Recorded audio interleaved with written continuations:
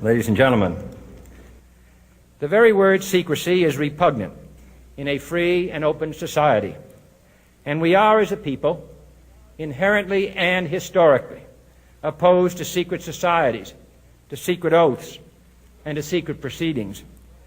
We decided long ago that the dangers of excessive and unwarranted concealment of pertinent facts far outweighed the dangers which are cited to justify it.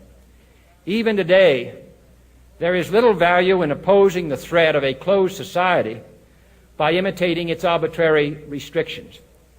Even today, there is little value in ensuring the survival of our nation if our traditions do not survive with it.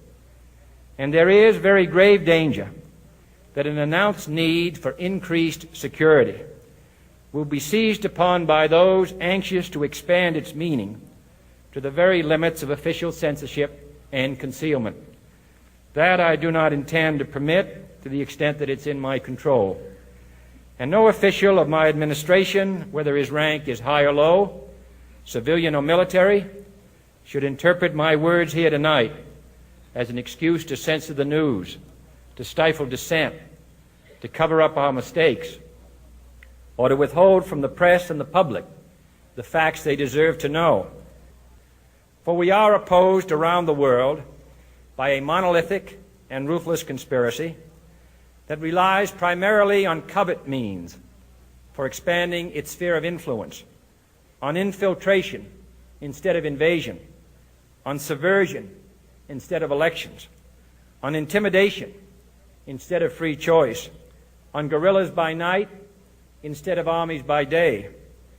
It is a system which has conscripted vast human and material resources into the building of a tightly knit, highly efficient machine that combines military, diplomatic, intelligence, economic, scientific, and political operations.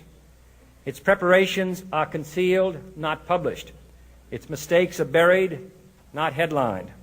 Its dissenters are silenced, not praised. No expenditure is questioned, no rumor is printed, no secret is revealed. No president should fear public scrutiny of his program, for from that scrutiny comes understanding, and from that understanding comes support or opposition, and both are necessary. I am not asking your newspapers to support an administration, but I am asking your help in the tremendous task of informing and alerting the American people. For I have complete confidence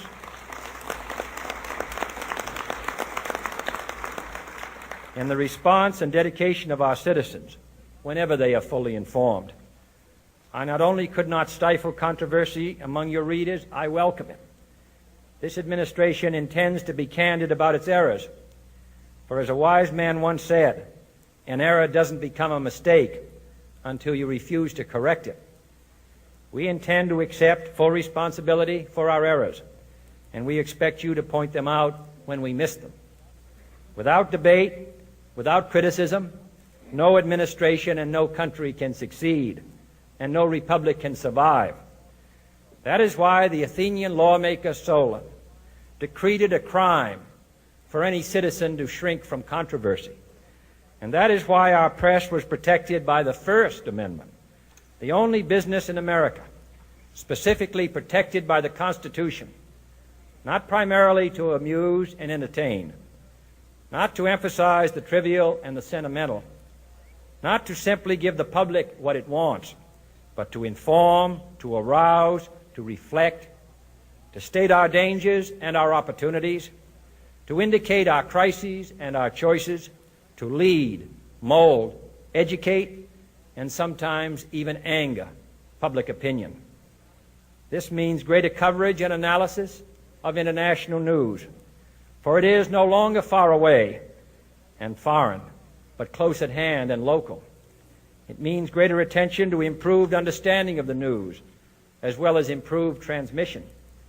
And it means, finally, that government at all levels must meet its obligation to provide you with the fullest possible information outside the narrowest limits of national security. And so it is to the printing press, to the recorder of man's deeds, the keeper of his conscience, the courier of his news, that we look for strength and assistance, confident that with your help, man will be what he was born to be, free and independent.